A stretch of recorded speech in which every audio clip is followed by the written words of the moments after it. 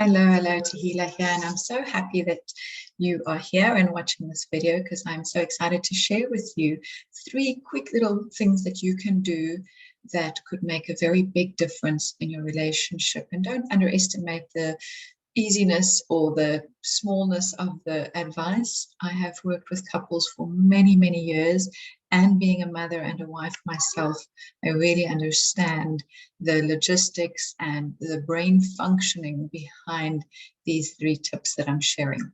The first thing that I want you to focus on is, are you getting enough sleep? Sounds so basic and so frustrating, like, I want to know how to change him, or I want to know what to do to make him more responsive in the relationship, or things like that. But the problem is that when we're sleep deprived, our brain has to choose to conserve the energy and leave that energy for the most important functions, which is survival, living. So it's going to be seeking threats to make sure that we have enough energy to survive any possible threats.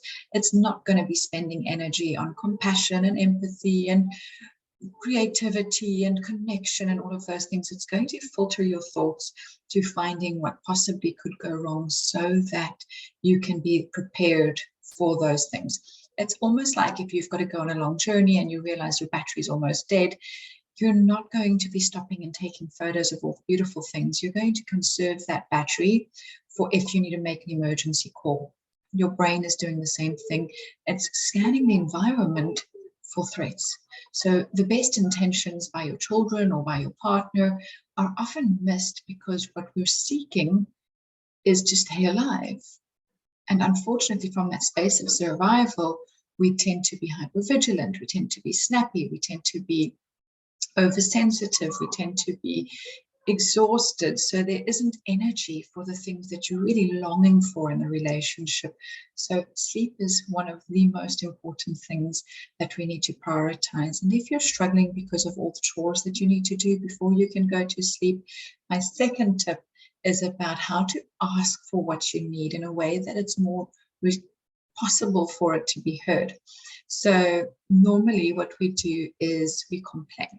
Myself included, I've done it 100 times and I still let them slide every now and then. But what we do is we don't ask for what we need. We hope that by complaining about the state of the house or how tired we are, that our partners are going to know exactly what we want, or our children, and jump in and do it. But unfortunately, we don't often even know what we need. We think, okay, well, we just need support, but we don't know what it actually means. We're not specific enough. So this step is to start looking at common complaints in your house. You can look at your own complaints. What are your top 3 complaints? Look at your partner's complaints.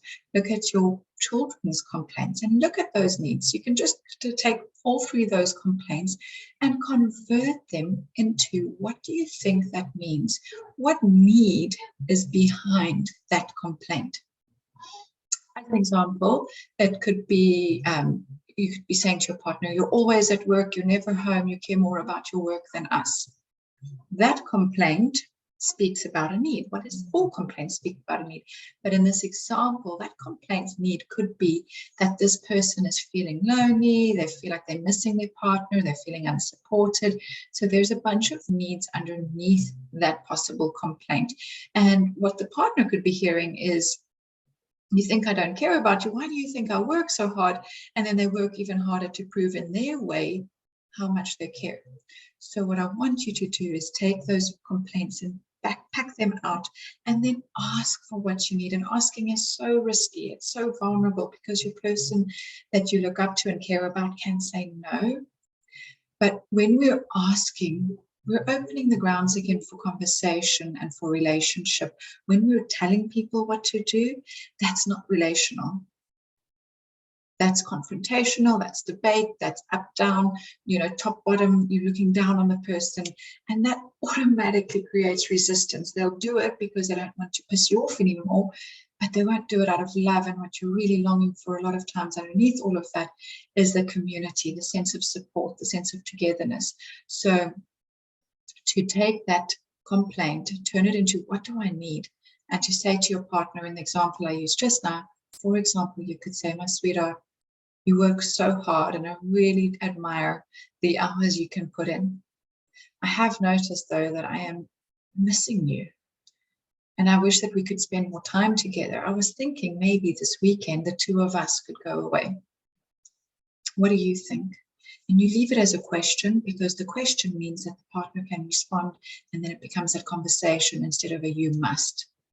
There's got to be conversation. Otherwise, it's always your best ideas and there's no reciprocal interaction, and it becomes like an adult, like a parent to a child, and the child must obey or be defiant. And you want to have that reciprocation of the conversation. You want to be able to hear what their point is. They might say, you know what, this weekend I have 5 deadlines, but I hear you, and I'm so glad you've said that. I haven't even noticed how busy I am, and I miss you too. What about next week? Let's take the week off next week. So it opens the door for other potential answers, not just what you've come up with. But I have never found a complaint that doesn't have a need at the back. Sometimes the needs are direct, sometimes it's far beyond that, and it doesn't make sense why you're complaining about this, but there's usually, so far, all the ones I've seen, there's a need underneath it, a need or desire, and we need to find out what it is so we can be specific in our requests so that we can get more interaction. If we're telling our partner, you better wash the dishes or you better watch the kids, we're not making a conversation, and then we have to keep our power or our anger or our aggression going to keep the interaction going so that they can keep doing it. Because as soon as you calm down, they don't do it, and then it's lost again. So to find out what your need is, to express your need, to have the emotions about why that's important, and open it to be a conversation is your best bet to get him involved and participating. The third tip that I want to say is, our brain has neural pathways, and like I said with the sleep one, we can scan the environment for threats. And when things aren't good in the relationship, we also tend to do the same. We tend to look for worst case scenarios. Because this is so vulnerable and our relationships are special, our brain automatically thinks if there's threat or if it's uncomfortable, there's danger here, and it starts looking for danger cues. It starts looking for the worst case scenarios in our partners. So it starts seeing, oh, look, they're frowning. They're obviously not happy with us. Or look, they're lying on the couch. They obviously don't care about us. So it starts seeing these stories of worst case scenarios. And what I want to ask you to do is I want you to find every single day for the next week 2 things. And even if you have to search high and low, but I want you to try and find 2 things every day about your partner that you admire, that you care about. This is incredibly powerful because it's forcing your brain to go from worst case scenario to start seeing some of the good.